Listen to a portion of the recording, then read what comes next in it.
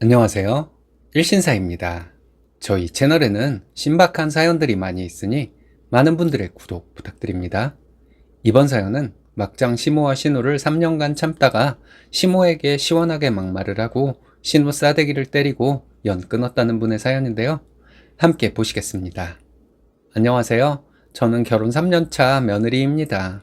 시어머니와 신우 때문에 정말 힘들었네요. 이젠 깔끔하게 정리가 된 것 같습니다.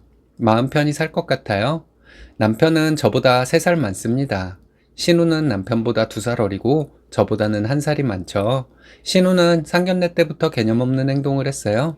양가 부모님 사이에 얘기가 잘 되어가고 있었는데 신우가 예단 얘기를 꺼내더군요. 저와 남편이 각자 부모님께 말해서 예단은 없는 것으로 얘기가 다 되어 있었습니다. 분위기 싸해지고 그 분위기 어떻게 감당할 줄 모르고 있었는데 시아버지께서 신우가 괜한 소리를 했다며 저희 부모님께 사과를 하고 좋게 마무리가 되었습니다. 결혼 전에 전혀 모르고 있던 시어머니의 본 모습을 보게 되고 정말 깜짝 놀랐습니다. 신혼여행 다녀와서 시댁에 인사를 갔을 때 시어머니는 참 여러 가지 얘기를 하셨습니다. 일주일에 한 번씩은 무조건 시댁에 와야 한다. 시부모님께 따로 매일 안부 전화를 해야 한다. 제사 때는 점심시간에 시댁으로 와야 한다 등의 얘기를 했습니다. 이것 말고도 정말 많은 얘기를 하셨는데 듣기만 해도 가슴이 답답하더라고요. 시댁에 제사는 뭐 그렇게 많은지 정말 힘들었네요. 저희 회사가 그렇게 마음대로 반차를 내거나 할 수 있는 곳이 아니에요.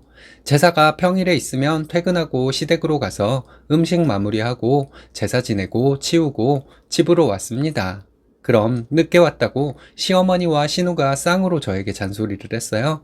하나밖에 없는 며느리 어쩌고 하면서 시댁에서 나오는 순간까지 늦게 왔다고 계속 지랄을 하는 거죠. 처음에는 회사 사정상 조퇴를 할 수 없다고 좋게 말을 해봤지만 시어머니와 신우는 제 말이 안 들리는 사람들이거든요. 그냥 뭐라 하는 거예요. 신나게 잔소리하고 신나게 구박하는 거죠. 말해봤자 소용없으니 그냥 말을 말자 싶어 그 지겨운 말들을 듣고만 있었네요. 시어머니가 매일 전화를 하라고 지겹게 잔소리를 했지만 그럴 시간도 없고 정신도 없었어요. 시어머니는 매일같이 저에게 전화를 해서 이런저런 잔소리를 했습니다. 밥은 뭐 해 먹었냐? 남편 영양제는 잘 챙겨 먹이고 있냐? 전에 준 반찬들은 다 먹었냐? 너무 지겨웠어요. 매일 그렇게 본인이 전화를 하면서도 제가 또 따로 전화를 해야지 이틀 만에 전화를 하면 아주 난리가 났어요. 시어머니와 함께 살며 못된 신우집만 골라서 하던 신우, 정말 생각만 해도 지긋지긋합니다. 이런 시어머니가 귀여워 보일 정도로 막말만 골라서 하는 신우를 겪으며 어찌하다 보니 3년을 버텼네요. 한 번은 시어머니와 신우가 합심해서 저에게 누명까지 씌운 적이 있습니다. 결혼 첫 해 말복에 제가 쉬는 날이었어요.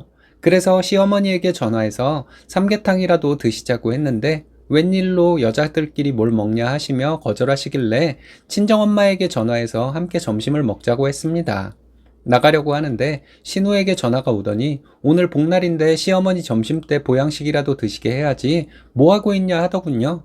그러더니 저에게 어디 삼계탕집으로 오라고 하고는 전화를 뚝 끊어버렸습니다. 다시 전화해서 시어머니와 이렇게 얘기가 되었고 그래서 친정엄마와 점심을 먹기로 했다 말했더니 알겠다고 하며 전화를 끊더라고요. 시어머니와 신우는 시아버지께 거짓말로 고자질을 했나봐요. 저를 예뻐하시던 시아버지가 저에게 너무 친정만 챙기지 말고 시댁도 좀 챙기라고 하시더군요. 저희 아버님 워낙 인격자라서 이런 말씀을 하실 정도면 아버님께 큰 잘못을 했다는 거거든요. 남편도 저에게 좀 기분 나쁘다는 듯이 말하고 그랬는데 남편과는 오해 없이 잘 풀었습니다. 시어머니와 신우가 누명을 씌워서 변명을 해야 하는 것에 너무 화가 나더라고요.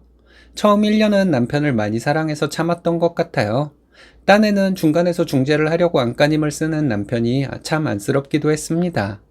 그 다음 1년도 남편 때문에 참기는 했습니다. 1년이 지나니 남편도 너무 힘들어했어요.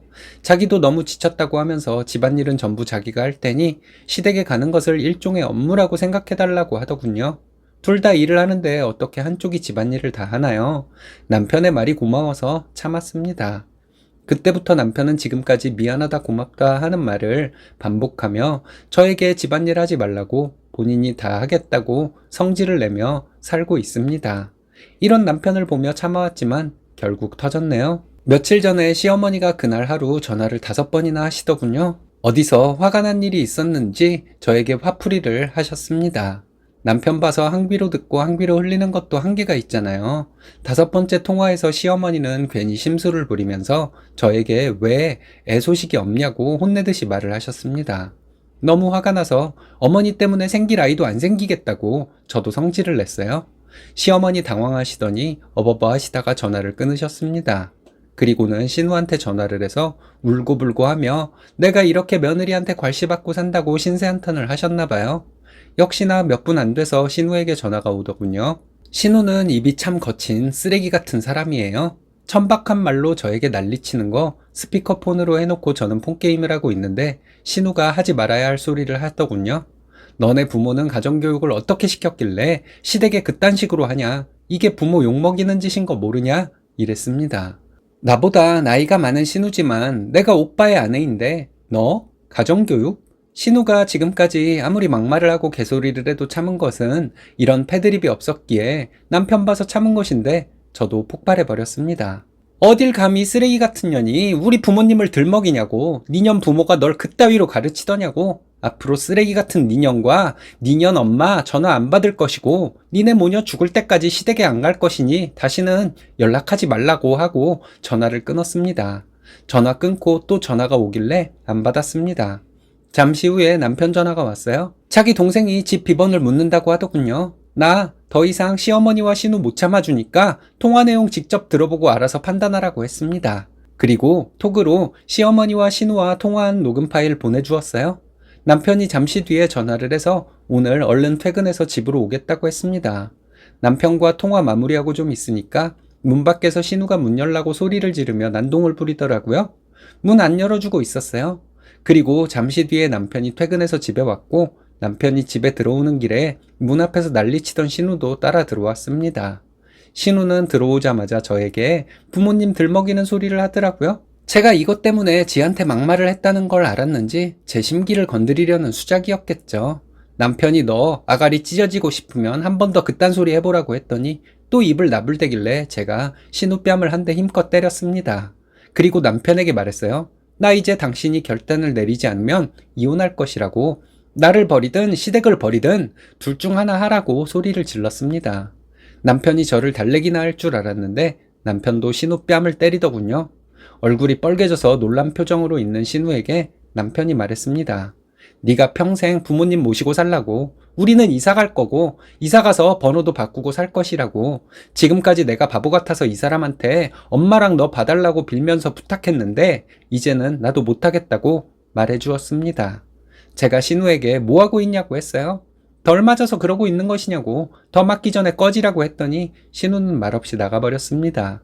신우가 가고 또 얼마 안 있다가 남편에게 시어머니 전화가 오더군요. 남편에게 스피커폰으로 받으라고 했더니 그렇게 했습니다. 시어머니는 울며불며 또 피해자 코스프레를 하더라고요.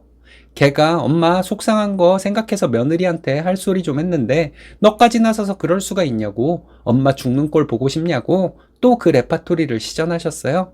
이번에는 남편도 단호하더라고요. 엄마 아들 없다고 생각하라고. 이젠 아들 며느리 없다고 생각하시고 살라고.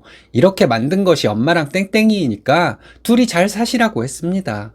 아들 며느리가 없긴 왜 없냐고 서럽게 우시는 시어머니에게 남편은 그럼 내가 이혼하고 엄마랑 땡땡이 책임이니 이 집 위자료로 이 사람에게 주고 집으로 들어가 살겠다고 하니까 시어머니는 대답 없이 서럽게 울기만 하시더라고요.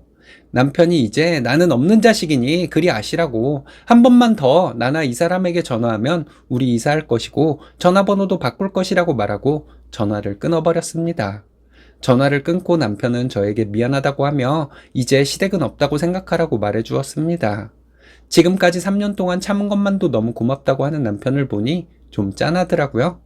3년간 너무 힘들었는데 어떻게 참아냈는지 저도 이해가 안 가네요. 아마도 남편을 많이 사랑하나 봐요. 게다가 남편이 내 편이니 그나마 참고 살았던 거겠죠. 그 다음날에 남편이 말하더라고요. 말로만 해서는 안 될 사람들이니 진짜로 이사하고 전화번호도 바꾸고 살자고요. 자기도 이제 처가만 있다고 생각하고 살겠다고 하며 또 미안하다고 하는 남편 때문에 마음이 많이 아팠습니다. 그리고 실제로 남편이 부동산에 집을 내놓았어요. 진짜로 시어머니와 신우가 모르는 곳으로 이사를 하게 되나 봅니다. 남편만 믿고 살아보려고요. 인간 같지 않은 시어머니와 신우 때문에 쓰니님과 남편분 모두 고생 많으셨네요. 그동안 두 분이 참을 만큼 참다가 내린 결정이니 후회도 미련도 없으실 거예요. 잘 결정하신 것 같습니다.